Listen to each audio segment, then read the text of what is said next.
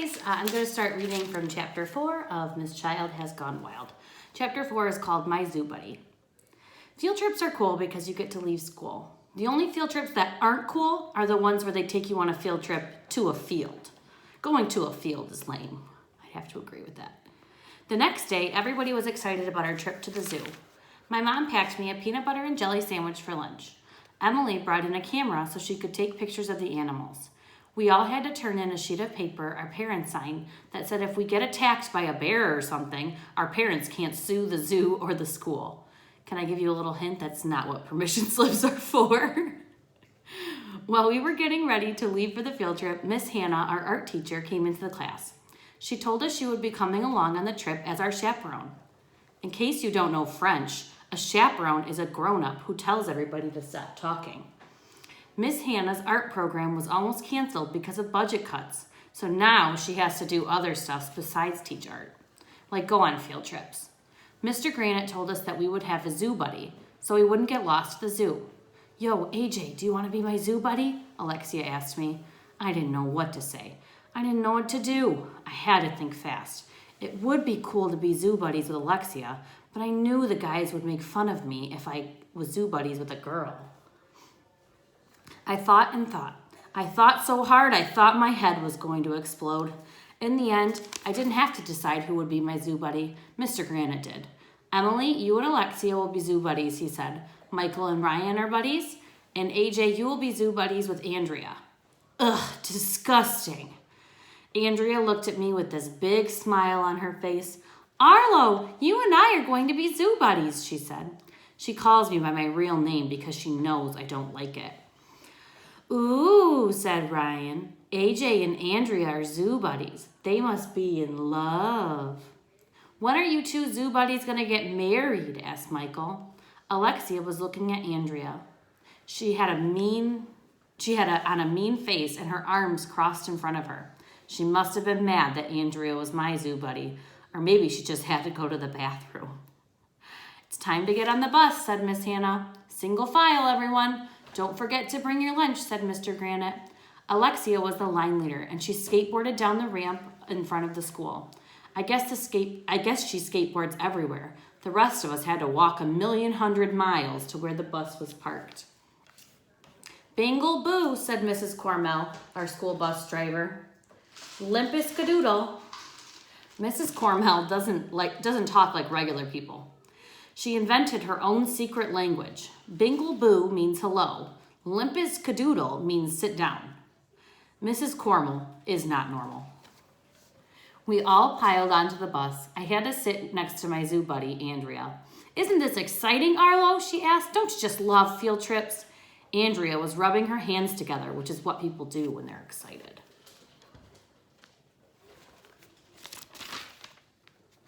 Nobody really knows why they do that. No, I replied. Andrea gets excited about everything.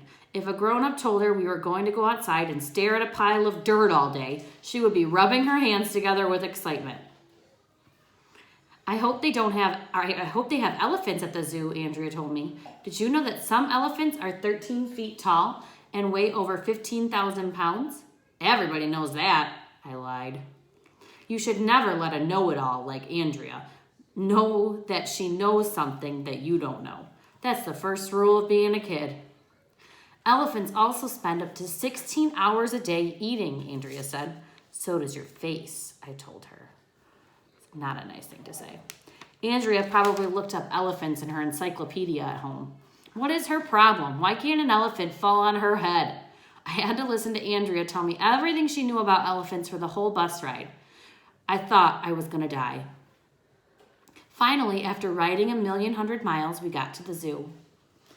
Miss Child was waiting for us. She came over to the bus and led us to a room where we put our backpacks. Then she passed out name tags so she could pretend she knew our names when she talked to us.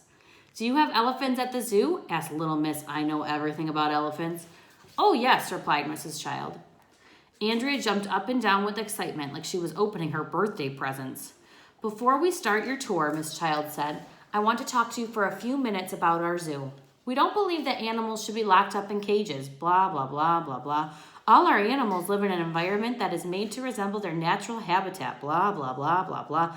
We need to respect all living creatures, blah, blah, blah, blah, blah. There is nothing separating you from the animals here, so you need to be careful at all times. Blah, blah, blah, blah, blah, blah, blah, blah, blah. Make her stop, blah, blah, blah, blah, blah, blah, blah. Miss Child talked for 1,100,000 minutes about how wonderful animals are. It was really boring, and I just wanted to see some cool animals, not listen to some lady talk about them. I love animals, Miss Child said. Do you guys love animals too? Everybody except Emily raised her hand. I'm allergic to animals with fur, she said. Dogs, cats, ferrets. That was true. One time, Neil brought his pet ferret, Mr. Wiggles, to school. It got out of its cage and was running around the school all day. By the time we found it in Emily's hat, we had voted Mr. Wiggles president of the school. Emily is probably allergic to her own shadow. Miss Child told us to go around in a circle and tell something about our pets. I have a dog named Buttons, I said when it was my turn. Tell us something interesting about Buttons, AJ, said Miss Child. There really wasn't anything interesting to say about Buttons. He was just a plain old dog, but I had to say something.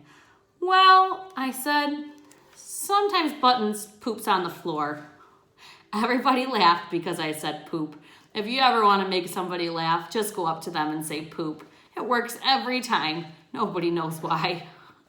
Oh, that's too bad that your dog poops on the floor, said Miss Child. What does your mother do?